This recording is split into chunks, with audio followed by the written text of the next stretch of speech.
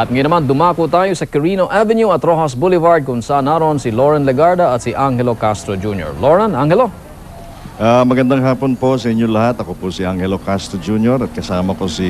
Ako po si Lauren Legarda. Magandang hapon sa inyong lahat. Good afternoon, Dong. Kami po ay narito sa kanto ng Quirino at Rojas Boulevard. Alam niyo, Quirino is perpendicular to Rojas Boulevard. Dito po gagawa ang entourage ng Papa ng right turn patungo sa kanyang nunciature kung saan siya titira hanggang siya ay umalis. Alam mo, Loren, kanina pa ako umiikot dito, no? True to what our colleagues have reported earlier, ang ganda ng representation dito, no? Meron ako nakausap na mga taga Dumaguete, taga Iloilo, at karamihan sa kanila ay nandito pa alas 11 ng gabi last night. In fact, mga iba dito ay nag-pitch ng mga tents at dito natulog. In fact, earlier, nagpunta kami rito, hindi namin akalain na ganito karami ang mga tao. Kanina po ay isang hilera pa lang ang mga tao, but just a few minutes ago, nagdagsaho ang dating ng mga tao. Sabi at nga ni nandito Corina, silang lahat. bigla tumingin lang siya sa kabila, pagbalik niya, dumagsana ang tao rito. Alam nyo, mabanggit ko lang ang nabanggit ng ating kasamang si Noli at si Kiko kanina, na sa kanilang lugar doon sa Dewey Boulevard, nag-iinit daw si Haring Araw. Dito naman sa lugar natin, Loren, ay kulimlim. Ang nag-iinit naman dito si Haring Simoy ng Hangin.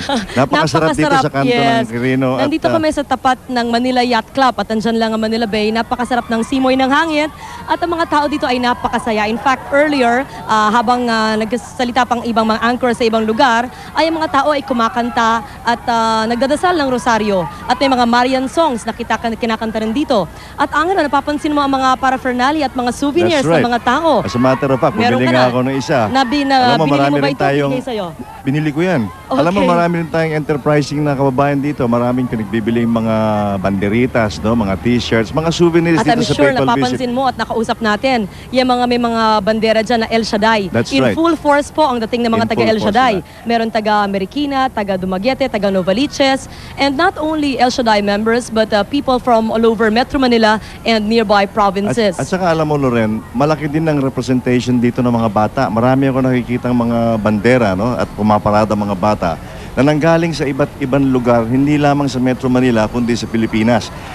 Obviously, these are the young people who are joining the celebration of the... Yes, Angelo. yes. Napansin mo kanina yung naglalakad mula sa Luneta ay mga miyembro na siguro mga delegates ng World Youth Day. They're also part of the group to welcome the Pope at this intersection. Alam mo, napakaganda ng disiplina ng mga tao rito. Nakita mo kanina, both sides of this northbound lane, pinuno nila, no? Pero lumapit lang ang pulis sa kanila, sinabi, hindi ho tayo At pwede sumunod dito. na naman. At naglipatan sila. Of course, hindi natin malalaman kung ano reaction nila pagdaan ni Pope mamaya, no? Well, you know, sigurado magkakagulo yan dahil it's not so often that you encounter a great man like the Pope. Definitely. You know, it reminds me of this piece written by a reporter in Time magazine when he said that he felt special in the Pope's presence, you know. And when he met him face to face, he already knew that he was no ordinary mortal. Tama. And at the same time, he said that you don't have to be a Roman Catholic or a believer in God, you know, to sense the mystical in his presence. May nagsabi din in one of his audiences noon, no, sa ibang bansa, ay hindi usually siya ay umiiyak. Pero nung kaharap niya ang Papa, ay bigla na lang siyang umiyak. Kaya siguro ay tayo mamaya, I'm sure everybody will be touched by the presence of the Pope. At mga tao dito talaga ay they're anticipating the arrival of the Pope maybe in 1 hour. Napapansin mo yung mga bandera nila, Angelo. Marami nagtatanong, ano ba yung totus tuus? Yes. Yan ang motto ng Pope. Right after he was elected Pope in 1978, yan ang inadapt niyang motto. Ang ibig sabihin niyan ay, all I am is yours. At ang ibig sabihin niyan ay, he was surrendering himself to Our Lady.